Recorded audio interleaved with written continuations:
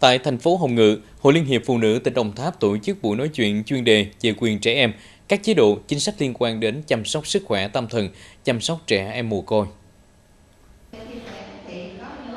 Tại buổi nói chuyện, chị em được nghe trao đổi, tìm hiểu các kiến thức về luật trẻ em, quyền và bổn phận của trẻ em, các hành vi vi phạm pháp luật đối với trẻ em, nghe chia sẻ nội dung về các giai đoạn phát triển của trẻ, thực trạng về sức khỏe tâm thần trẻ vị thành niên hiện nay, nguyên nhân, cách nhận biết, các vấn đề về sức khỏe tâm thần và một số bệnh của trẻ ở giai đoạn vị thành niên, giải pháp, cách xử lý của gia đình đối với một số bệnh phổ biến ở trẻ vị thành niên hiện nay. Hoạt động này nhằm nâng cao nhận thức, kiến thức cho cán bộ, hội viên phụ nữ về công tác chăm sóc, giáo dục và bảo vệ trẻ em, tăng cường sự phối hợp chặt chẽ giữa các cấp hội, giữa các cơ quan ban ngành liên quan, phát huy vai trò cầu nối giữa gia đình, nhà trường và xã hội trong công tác chăm sóc, giáo dục và bảo vệ trẻ em.